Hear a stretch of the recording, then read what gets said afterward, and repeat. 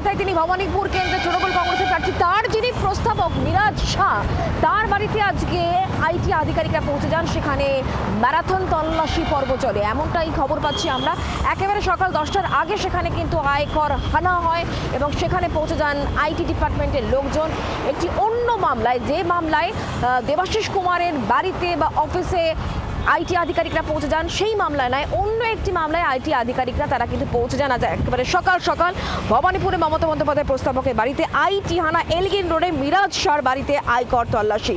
Bhabanipur education society trustee বোর্ডের সদস্য এই মিরাজ শাহ মুখ্যমন্ত্রী মমতা বন্দ্যোপাধ্যায়ের ঘনিষ্ঠ তথা ভবানীপুরের তৃণমূল প্রার্থীর প্রস্তাবক মিরাজ শাহ, তার বাড়িতে আয়কর দপ্তরের আধিকারিকরা। এই বিষয় সম্পর্কে আরো আপডেট দেবো, কথা বলবো। আমাদের সঙ্গে অয়ন শর্মা রয়েছেন, আমাদের প্রতিনিধি সরাসরি। অয়ন, কি খবর পাচ্ছ?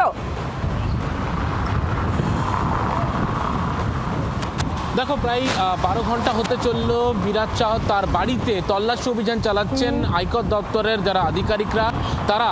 এবং তোমাকে বলে রাখি যে অত্যন্ত গুরুত্বপূর্ণ নাম এই মিরাজ শাহ। কেন এই কথা বলছি? কারণ ভবানীপুরের তৃণমূল কংগ্রেস প্রার্থী, তার প্রস্তাবক হিসেবে কিন্তু মিরাজ শাহ তিনি ছিলেন, উপস্থিত ছিলেন। এবং তোমাকে বলে রাখি যে ইনকাম ট্যাক্স যারা আধিকারিকরা তারা ইতিমধ্যে তল্লাশি অভিযান চালাচ্ছেন এবং এটি চার্টার্ড অ্যাকাউন্টেন্ট ফার্ম রয়েছে এই মিরাজ শাহ, এবং সেখানে একাধিক যে লেনদেন হয় এবং সেই আয়কর সংক্রান্ত আইন, সেই সংক্রান্ত বিষয় কিন্তু ইতিমধ্যেই তাকে জিজ্ঞাসাবাদ করা হচ্ছে।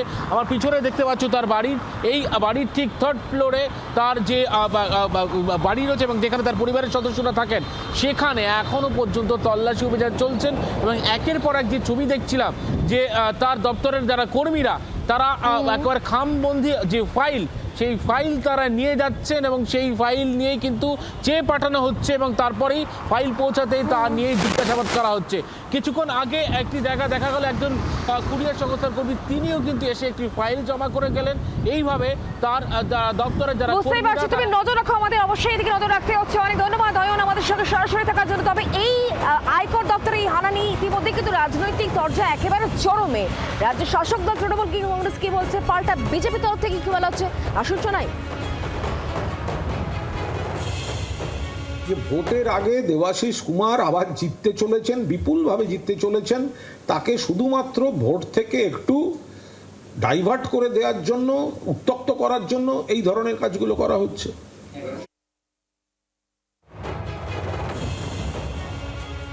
অবাক হচ্ছি কেন ওনার বাড়িতে আইটি গেছেন বলুন তো, আমিও তো বুঝতে পারছি না। এত লোকের বাড়ি থাকতে ওনার বাড়িতে কেন আইটি গেছে? ইনকাম ট্যাক্সও কি ভোটে দাঁড়িয়েছে নাকি?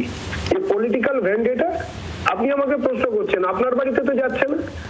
বিজেপি বা অন্য কোন দলের, এমনকি তৃণমূল দলের অন্য কারোর বাড়িতে যাচ্ছে না, ওনার বাড়িতেই যাচ্ছে। টাকা পয়সার হিসেবে নিশ্চয়ই কিছু গোলমাল হয়েছে। 15 বছর তো রাজ্যটাকে চালিয়েছেন।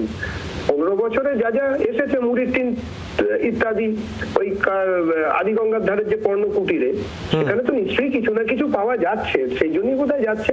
যদি পছন্দ না হয় সুপ্রিম কোর্ট, হাইকোর্ট, কোর্টের দরজা তো খোলাই আছে, নিশ্চয়ই যাবেন। এর উত্তর তো ওনারাই দেবেন কেন যাচ্ছেন। হয় মানুষের কাছে দেবেন, নইলে আইটির কাছে দেবেন, নইলে কোর্টে দেবেন, যেখানেও দিতেই হবে। বাংলার আওয়াজ, বাঙালির আবেগ, জি 24 ঘন্টা।